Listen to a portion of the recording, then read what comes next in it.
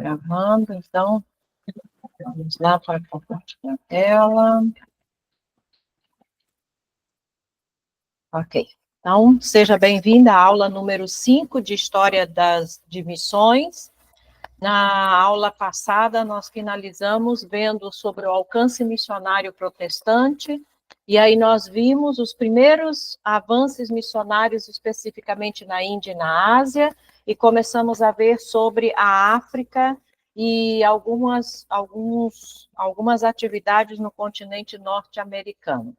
E seguimos aqui com Alexander Mackay, que foi enviado pela Sociedade Missionária da Igreja Anglicana, e Johann Ludwig Graf, um alemão luterano, foi o primeiro missionário da SMI a ter o privilégio de conquistar a África. Aqui estamos ainda falando da África. Trabalhou em Mombasa, Etiópia e Uganda, onde o rei Mintessa acolheu em sua tribo, apesar da oposição do catolicismo e do islamismo. SMI, só para tirar dúvida, é Sociedade Missionária Internacional.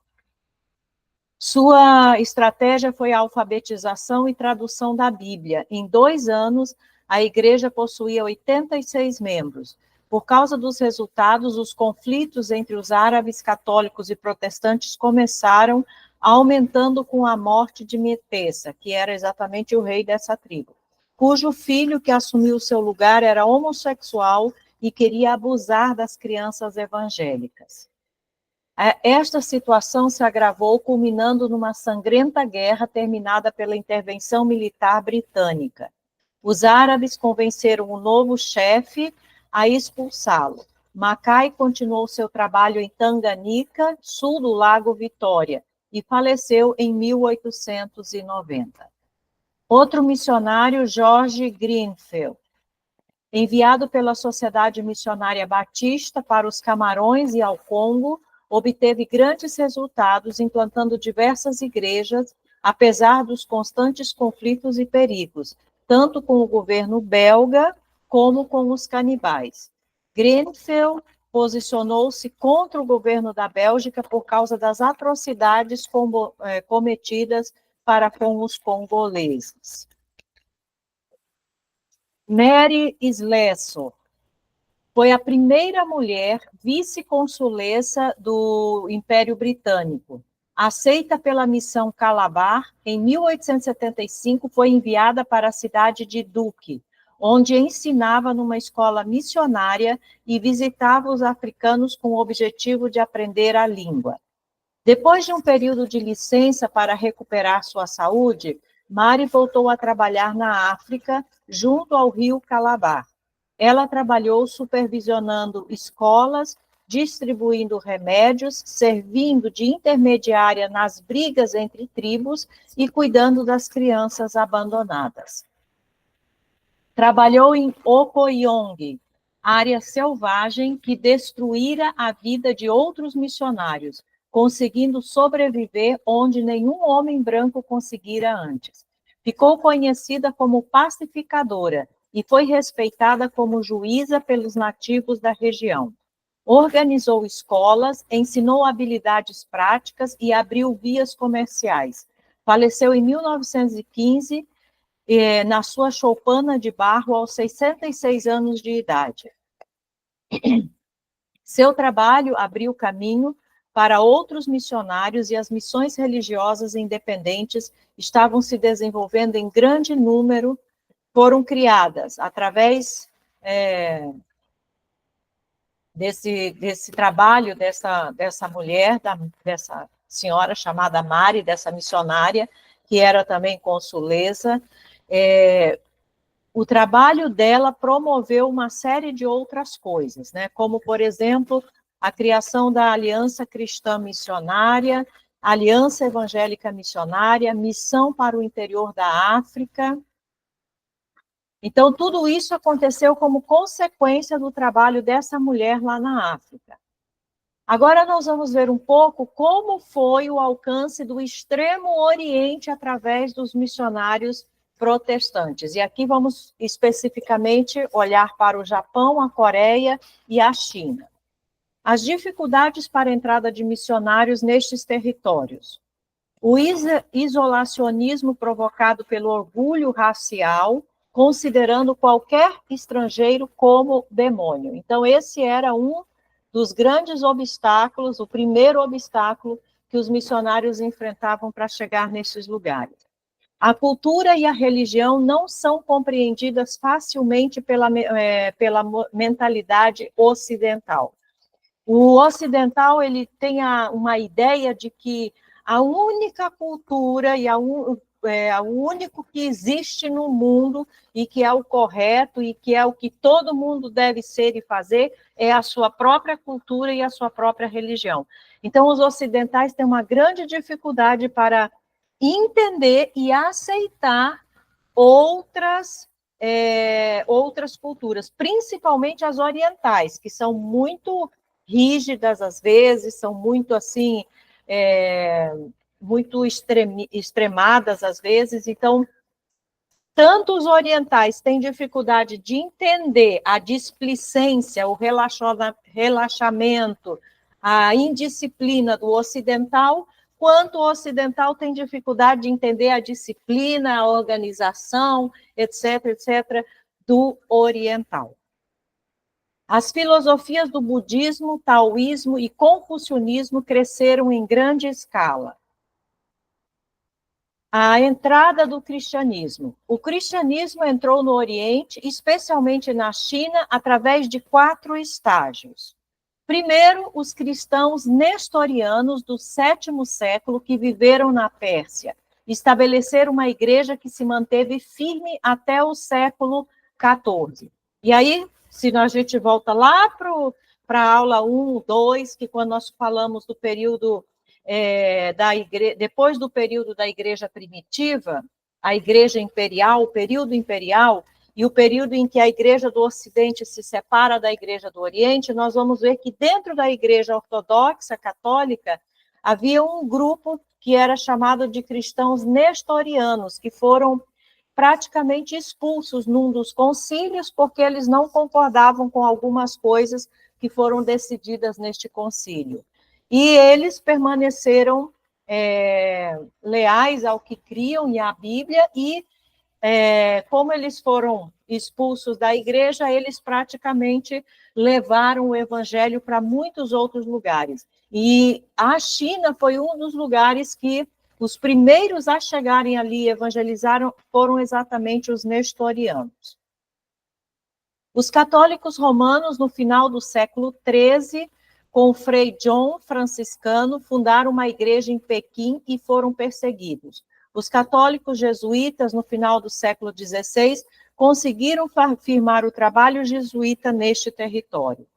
Os protestantes, que tiveram início com Robert Morrison, no início do século XIX. Então, na China, especificamente, os primeiros cristãos a chegarem foram os nestorianos, depois os católicos, muitos séculos depois, né, quase mais de 7 séculos depois os protestantes, e agora nós vamos ver, então, alguns missionários que atuaram especificamente na China e no Oriente. Robert Morrison foi caracterizado por um forte desejo de ser enviado a um lugar em que as dificuldades fossem maiores e praticamente insuperáveis, segundo as aparências humanas. Chegou em Cantão em 1807 e começou a fazer novos estudos da língua chinesa, secretamente, pois os oficiais da Companhia das Índias Orientais proibiam a evangelização dos chineses. Traduziu a Bíblia para o chinês, o siamês, cambojano e latino. E do trabalho realizado em 25 anos, viu menos de uma dúzia de convertidos. Por ocasião de sua morte, havia apenas 3 cristãos chineses conhecidos em todo o império. Então, uma coisa que caracteriza o trabalho missionário no Oriente é exatamente a dificuldade dessas pessoas se converterem, tanto por questões políticas, né, por causa das perseguições, quanto por tradições religiosas, né, tradições ancestrais. Eles são muito, os orientais, eles são muito fiéis às tradições, eles vivem muito baseado nas tradições. E, em terceiro lugar, pela dificuldade de entender o evangelho mesmo, que muitas vezes os missionários não conseguiam transmitir a mensagem do evangelho de uma forma que fosse compreensível e que fosse possível para os orientais, porque alguns conceitos do evangelho são inaceitáveis para alguns para os orientais, são coisas assim absurdas, inconcebíveis na mente dele. Então, a mentalidade do oriental dificulta bastante a compreensão do evangelho. Tem alguém com o microfone aberto aí. Depois de Morrison, então, o próximo que se destaca no trabalho específico da China foi Hudson Taylor. E aí, numa das disciplinas que nós tivemos, nós recomendamos a leitura do Segredo Espiritual de Hudson Taylor, e por ali, quem leu o livro conheceu um pouco da história e da trajetória deste grande missionário. Ele era de origem metodista e teve uma visão muito mais ampla acerca de missões, e empreendeu um plano sistemático para alcançar o tão vasto território chinês. Viajou ao longo do Yangtze e em Ningpo trabalhou num hospital, razão pela qual voltou à Inglaterra para um melhor treinamento na área médica. Hudson Taylor era médico, né? Ele era estudante de medicina quando ele recebeu o chamado para servir na China. Foi para Xangai através da Sociedade Chinesa de Evangelização, resolveu viajar para o interior da China, pelo que adquiriu hábitos e costumes do povo, chegando a vestir-se como um chinês, razão pela qual foi muito criticado por parte dos ingleses, né? Então, Hudson Taylor começou a perceber, os missionários que chegavam na China, especificamente, eles só podiam ficar nas cidades litorâneas, nas cidades da costa. Eles não tinham permissão para penetrar para o interior do país, né? E o objetivo, então, quando o Hudson Taylor viu que o trabalho ali no continente já tinha alguns missionários e já estava assim num certo desenvolvimento, e a necessidade era muito grande, o objetivo dele era chegar no interior. E só que ele não tinha autorização do governo chinês para chegar no interior, e também as próprias missões, especificamente aqui a Sociedade Chinesa de Evangelização, eles não permitiam, não autorizavam os missionários a saírem dali onde estavam as bases das missões. Mas aí Hudson Taylor conseguiu, por causa do seu trabalho como médico, muitas vezes ele era chamado para atender em diferentes lugares, e isso foi abrindo portas.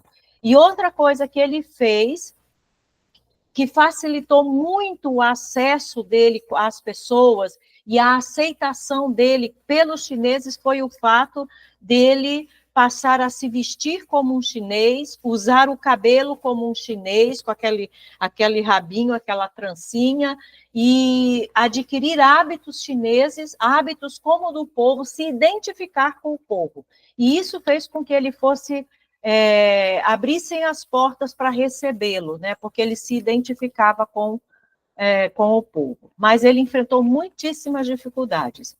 Do seu trabalho nasceu a missão para o interior da China, oficialmente estabelecida em 1865. Escolheu para o trabalho missionário leigos e muitos voluntários partiram para a China, principalmente um forte grupo de mulheres solteiras. Por volta de 1882, a missão para o interior da China havia entrado em todas as províncias. Em 1895, havia mais de 640 missionários trabalhando em todo o país.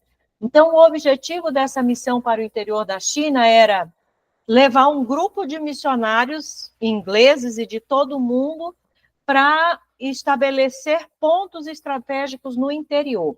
E aonde esses missionários estavam, o objetivo era evangelizar, óbvio, e entre os convertidos formar líderes nativos para que pudessem dar continuidade ao trabalho dentro dos seus próprios locais, das suas próprias comunidades, das suas vilas, né?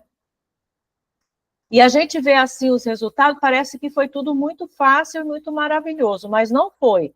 Hudson Taylor perdeu filhos, perdeu esposa no campo missionário, ele ficou muito doente também, a época que ele retorna para a Inglaterra, ele teve que retornar por problemas de saúde, ele chegou a ficar paralítico, não podia mais caminhar.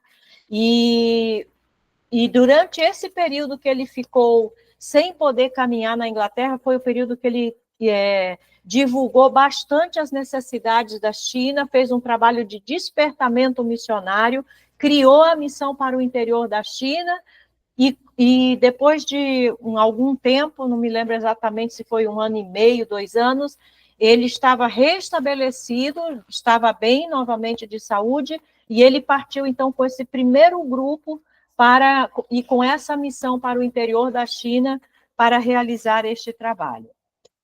Em 1900, um decreto imperial ordena a matança dos cristãos e dos estrangeiros, ocasião em que Hudson estava na Suíça recuperando a saúde.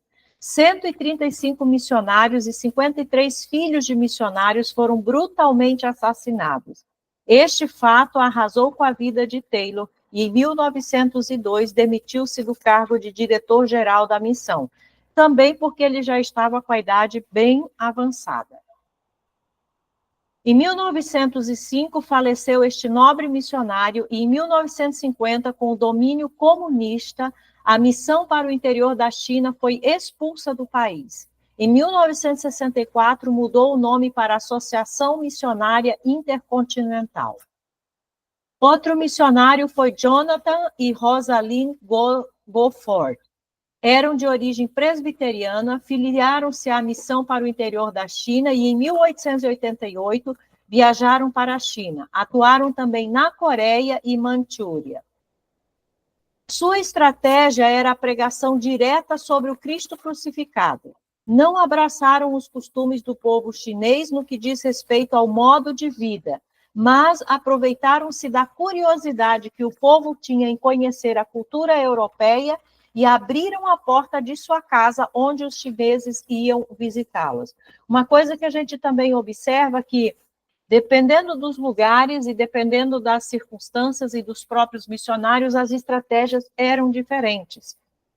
No caso de Hudson Taylor, a estratégia principal era o trabalho de médico, certo? Inclusive, ele chegou a fundar um hospital evangélico que atendia todos gratuitamente, né? Tinha várias pessoas também que trabalhavam como voluntários. Então, a estratégia principal dele era o trabalho através do hospital, né? Os médicos. Havia outros que, como já vimos, a estratégia era as escolas. E aqui, nesse caso deste casal, a estratégia não foi escola, nem hospital, nem nada disso, nem um trabalho assim social. Foi simplesmente a pregação do evangelho, né? E eles também tiveram êxito neste trabalho. Conseguiram grandes resultados através de suas pregações e palestras. Esse missionário faleceu aos 75 anos, deixando um testemunho impressionante. As ilhas do Pacífico. A Oceania, termo geralmente usado para designar as ilhas do Pacífico, consiste em cerca de 1.500 ilhas, divididas em 3 principais agrupamentos. A Polinésia, que vai do Havaí à Nova Zelândia, a Micronésia, que é entre o Havaí e Filipinas, e a Melanésia, que são as ilhas do sul da Micronésia e o norte da Austrália. O primeiro empreendimento missionário foi realizado por frades franciscanos em 1521. O capitão Cook foi quem despertou o interesse dos europeus protestantes pelas ilhas do Pacífico. Por causa disso, os líderes da igreja, junto com os leigos, criaram a Sociedade Missionária Londrina. Outra coisa também que caracteriza esse movimento missionário é que, dependendo do lugar, se criava uma agência missionária. Então, assim, não tinha uma agência missionária e essa agência missionária se preocupava em enviar missionários para qualquer lugar do mundo onde houvesse uma necessidade e uma porta aberta. Não. Para a China, tinha várias sociedades missionárias específicas para a China. Para a África, tinha várias sociedades específicas para a África. E assim por diante. Para a Índia, se criaram várias juntas missionárias específicas para a Índia. Né? E aqui nós estamos vendo, novamente, se cria uma sociedade missionária que tem como objetivo específico essas ilhas do Pacífico e a chamada Oceania. Dificuldades enfrentadas pelos pioneiros. A religião dos ilhéus, por ser uma forma primitiva de animismo, acreditavam que acolher estrangeiros em seus territórios atraía maus espíritos, razão pela qual eram agressivos. Talvez essa região fosse a região mais primitiva da face da Terra ainda, né? Porque eles eram canibais, viviam de uma forma muito isolada.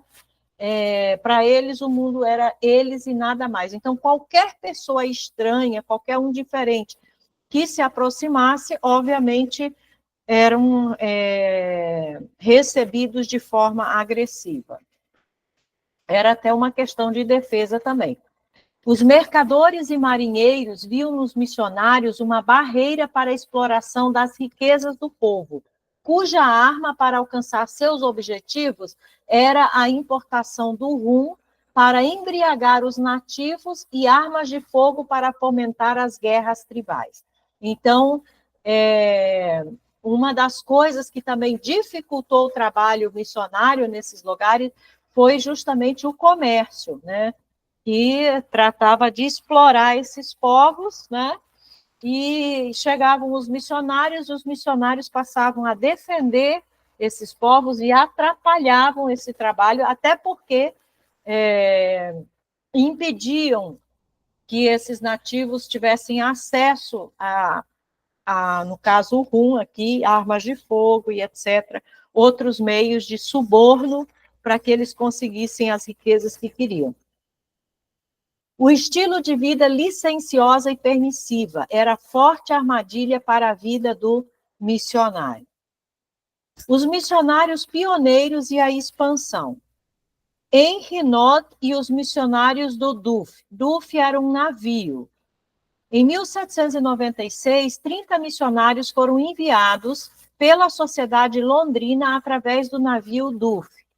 Chegaram ao Tahiti em 4 de março de 1797. 2 missionários, Croc e Harris, desembarcaram nas Marquesas, onde foram assediados por mulheres, razão pela qual Croc abandonou seu posto. Os missionários que ficaram em Tonga e no Tahiti enfrentaram problemas com os marinheiros que levavam uma vida devassa e zombavam da pureza dos missionários, que permaneciam fiéis a Deus. Estas frequentes investidas malignas surtiram efeito em um dos missionários, Wesson, que terminou com um harém de esposas. Após a Guerra Civil, Wesson arrependeu-se e voltou à Inglaterra.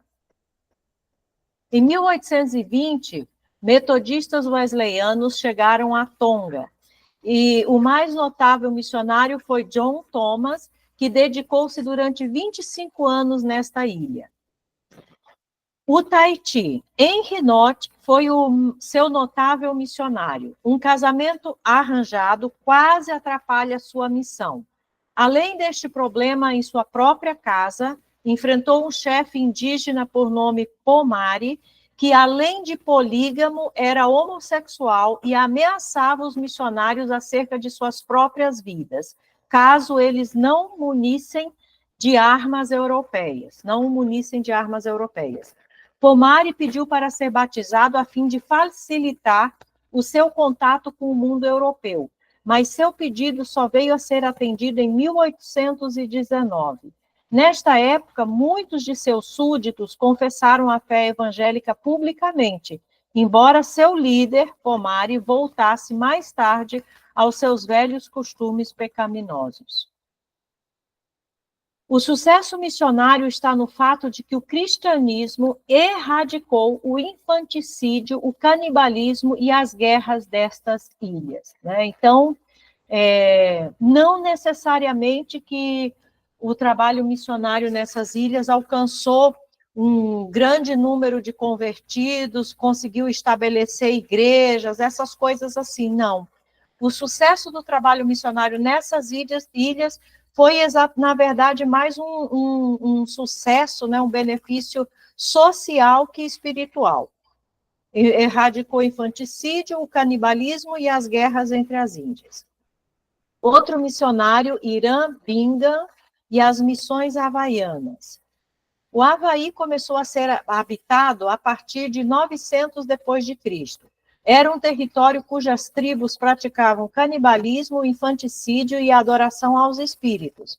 O contato com estes povos deu-se através do capitão Cook também, que em 1778, foi recebido pelos ilhéus como um deus. Em sua segunda viagem às ilhas, a reverência deles pelo capitão desvaneceu-se e durante uma briga com os chefes, ele foi morto. No momento, o comércio com o mundo oriental tornou essas ilhas ponto de parada para os navios. E durante essas paradas, muitos jovens havaianos foram convidados a viajar para os Estados Unidos. Deste contato dos americanos com os nativos, despertou-se o interesse por missões nestes territórios, especificamente dos americanos para esses territórios. O contato mais importante foi realizado por Edwin Dowd, que se encontrou com um jovem havaiano por nome Obokia, chorando nos degraus da faculdade de Yale por querer estudar. Edwin, compadecido dele, começou a ensinar-lhe, explicando também a Bíblia, na esperança de que voltasse ao seu povo para evangelizá-lo. Porém, este jovem, que chegou a fazer sua profissão de fé, adoeceu e veio a falecer. Sua morte comoveu corações e muitos americanos voltaram suas atenções para a ideia de evangelizar o Havaí. A junta americana enviou 7 casais, cujo líder era Irã Bingham. Este grupo enfrentou inúmeras dificuldades. A promiscuidade que marcava os povos ilhéus era uma constante ameaça à integridade dos missionários. A resistência dos marinheiros, que exploravam os favores sexuais das jovens nativas, e o adultério, prática comum entre os nativos. O grande desafio veio também com o catolicismo, que, em troca de presentes, conquistava a amizade do povo e batizava milhares entre eles. E aqui, outra vez, nós voltamos lá para o início do período que nós estudamos sobre a história de missões, e que eu disse diversas vezes que o catolicismo fez não é obra missionária, certo? E aqui nós temos um exemplo disso.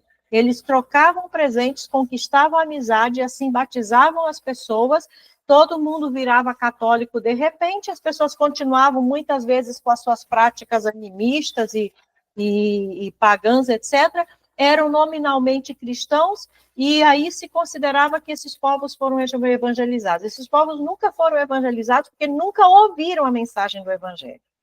O trabalho católico de maior destaque foi do padre Damião, em 1873, que trabalhou na ilha de Molokai, habitada apenas por leprosos de outras ilhas.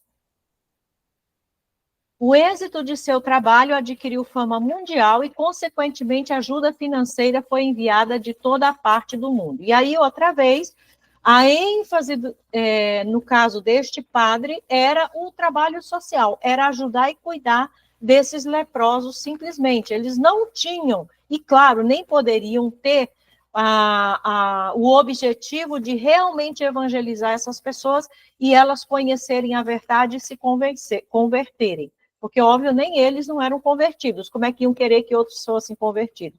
Então, observe que a ênfase era no trabalho social. E isso a gente vê, infelizmente, refletido ainda hoje. Entendo que eu não tenho nada contra o trabalho social. Se é possível fazer, ok, que se faça. Mas uma coisa que precisa ficar muito claro é que obra missionária não é trabalho social. Pode ser uma estratégia, pode ser uma consequência, mas obra social não é pregação do evangelho. O trabalho missionário tem como objetivo, e isso tem que ficar bem claro, pregar o evangelho. E para isso nós temos que saber o que é o evangelho e como pregar o evangelho. A obra social pode, como eu já disse, ser uma consequência ou ser uma estratégia. Mas muitos transformam o trabalho social como se fosse a obra missionária. Então, se fez uma escola, se botou um posto de saúde, construiu um hospital, sei lá, fez qualquer coisa desse tipo, abriu um orfanato, já evangelizou. Não evangelizou. Então, é esse detalhezinho que precisa ser entendido. E os católicos, eles entendiam exatamente o trabalho social como sendo um trabalho missionário, como sendo um trabalho evangelístico, que não era. Era um trabalho de catequese, né? De forçação de barra mesmo, em outras palavras. John Williams, que trabalhou na ilha de Raiateia em 1818. Seu ministério foi itinerante, por isso se esforçou em fabricar um barco para alcançar as ilhotas vizinhas, no trabalho de evangelização. A Sociedade Missionária Londrina não via com bons olhos este empreendimento, acusando-o de envolver-se com atividades comerciais e de ser orgulhoso por causa do crescimento da obra. Apesar da confusão, Williams permaneceu firme em sua estratégia. Em 1839, foi morto por canibais da ilha de Erromango, nas Novas Hébridas, ao tentar penetrar com o evangelho. Sua carne foi devorada e 2 meses mais tarde tiveram que negociar seus ossos com os selvagens para que fossem sepultados. John Paton. A morte de Williams estimulou a igreja cristã a avançar na obra de missões. Os presbiterianos foram os primeiros protestantes que conseguiram penetrar nas Novas Hébridas. O primeiro deles foi John Gede, em 1848. Viajou para a ilha de Aneitium, onde evangelizou, treinou líderes e traduziu as escrituras. Outra coisa que vocês devem estar observando é que o trabalho missionário foi feito a custo de sangue, de suor e sangue. Foi feito a custo de muita renúncia e muitas perdas. Porque se você lesse a biografia de cada um desses missionários, que nós estamos aqui apresentando assim, de forma bem rápida e superficial, a gente fica impactado de ouvir quantos perderam filhos, perderam esposa, ficaram doentes, foram perseguidos, foram martirizados, passavam inúmeras dificuldades, mas estavam ali firmes fazendo o seu trabalho. E graças a eles e ao preço que eles pagaram, muitos lugares foram alcançados, muitas pessoas foram alcançadas, e a pregação do evangelho em muitos lugares, embora ainda exista a necessidade, se tornou bem mais fácil do que era naquela época. Seu trabalho teve sucesso e em uma das igrejas estabelecidas por ele, encontra-se a seguinte expressão: quando ele desembarcou, em 1848, não havia cristãos aqui. Quando ele partiu, em 1872, não havia pagãos. Uma coisa assim que eu acho assim louvável entre os missionários presbiterianos é que eles, em qualquer lugar onde eles chegam, eles têm uma característica que eu particularmente considero valiosa e que eu acho que todos os missionários deveriam, de qualquer denominação, deveriam considerar. Os presbiterianos, quando eles chegam de um lugar, e aqui nós vimos já vários exemplos de missionários presbiterianos, eles se preocupam realmente em pregar o evangelho, em pregar para as pessoas o plano da salvação, mostrar qual é a condição do homem, mostrar o que Deus fez para que o homem fosse salvo, fosse resgatado, e mostrar qual é a resposta que o homem tem que dar a esse plano maravilhoso de salvação que Deus fez. E a gente observa que o trabalho que os presbiterianos estabelecem são trabalhos mais sólidos, porque as pessoas ouvem o evangelho, os que se convertem mesmo. E aí a gente vê também aquilo que Paulo disse lá em Romanos, que o evangelho é poder de Deus para a salvação. Às vezes a gente não crê que o evangelho é poder de Deus e a gente acha que tem que fazer um monte de artifício para que as pessoas se salvem.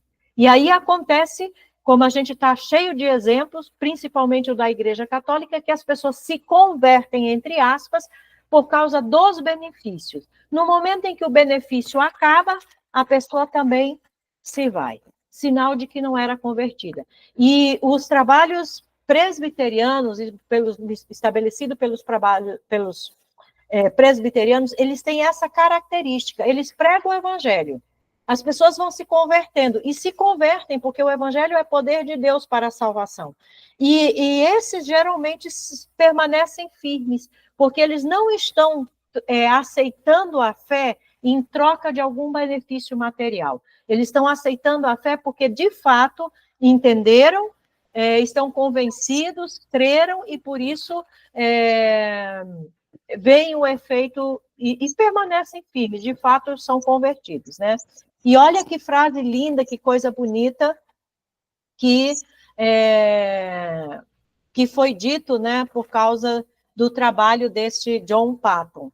Quando ele desembarcou, não havia cristãos. Quando ele partiu, não havia pagãos. Que testemunho maravilhoso. O sucesso de Gede estimulou John Paton, que partiu para a ilha de Tana, em 1858. No ano seguinte, sua esposa faleceu por causa da febre, e uma semana depois, seu filho recém-nascido.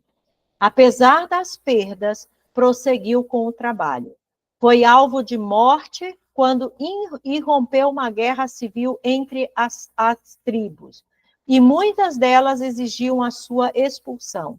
Naquela ocasião, aliou-se aos britânicos para conquistar aquele território pela força bruta, fato que suscitou muita crítica por ligar missões à força militar. O próprio Gede o reprovou, né? Mas aí, no caso, para conseguir pregar o evangelho para esse grupo, né, essas tribos, ele utilizou da força militar mesmo, para que eles pelo menos ouvissem a mensagem.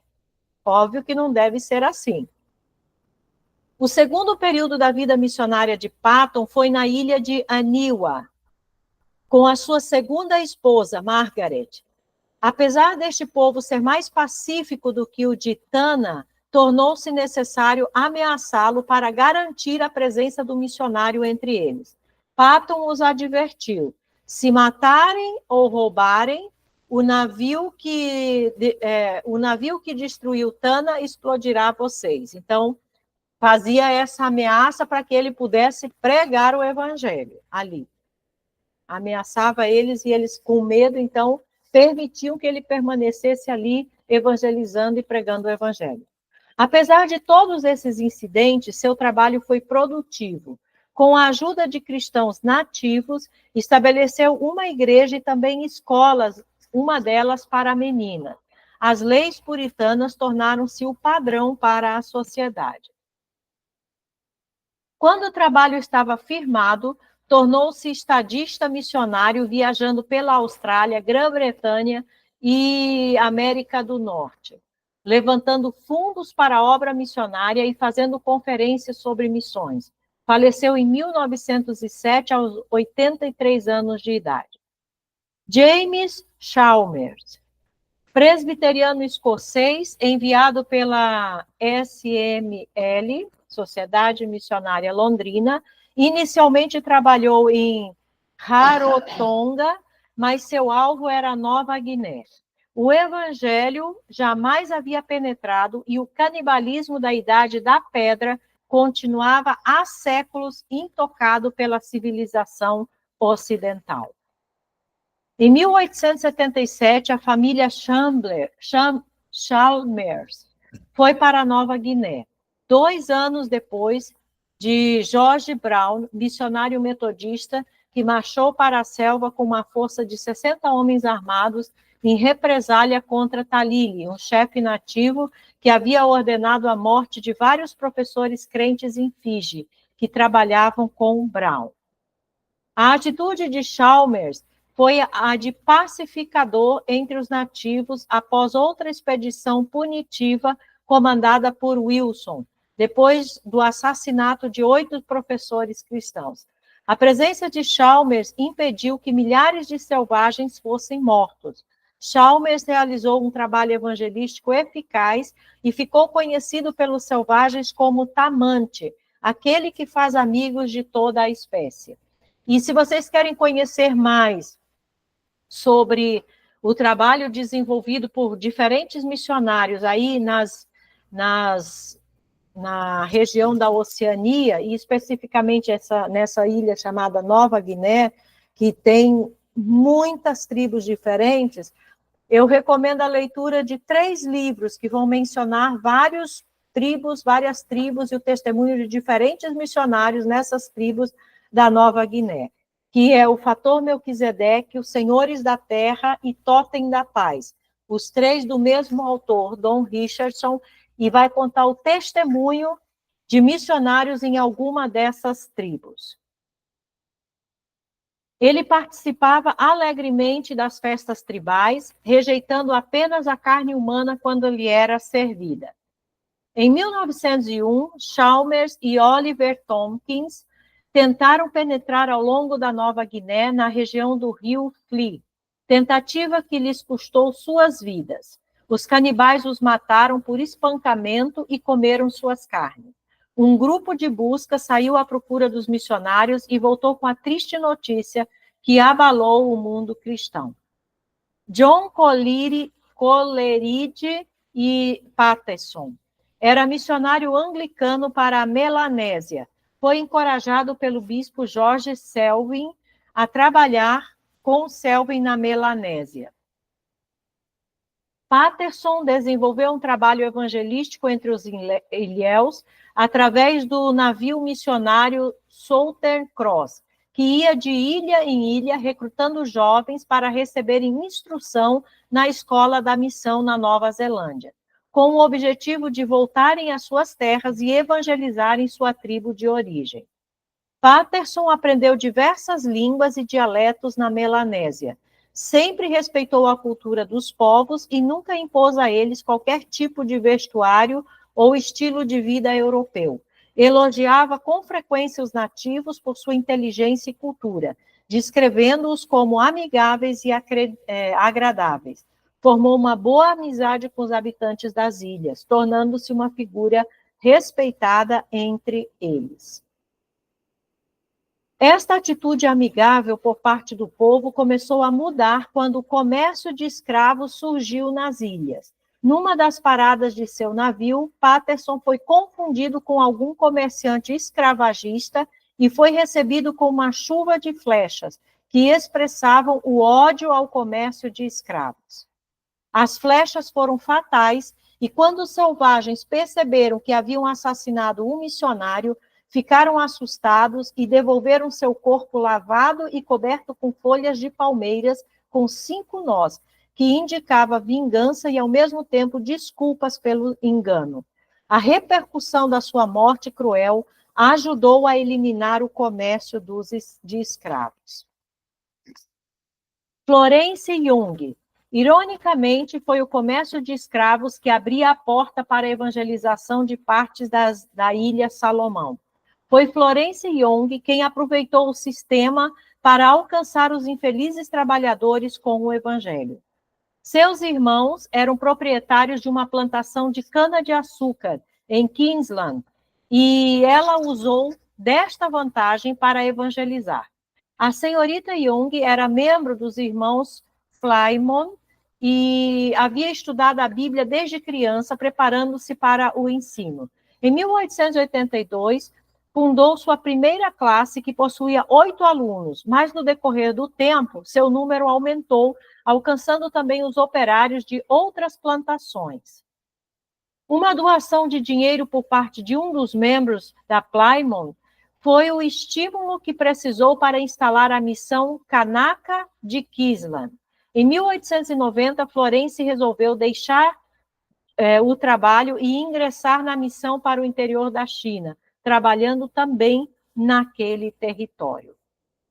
Em 1900, retornou aos mares do Sul e entrou numa nova fase do seu ministério. Encontrou as leis de escravatura abolidas e a maioria dos ilhéus dispersos. Em 1907, a missão mudou de nome, passando a chamar-se Missão Evangélica para os Mares do Sul. Florence conseguiu boa ajuda por parte de sua própria família, que continuou a transmitir o evangelho na Ilha Salomão, fazendo com que um cristianismo vibrante radicasse ali, né? Então, nós observamos que, apesar de tantas coisas desagradáveis acontecerem, o evangelho sempre causou transformações positivas. Foi a custo da vida de muitos missionários, sim.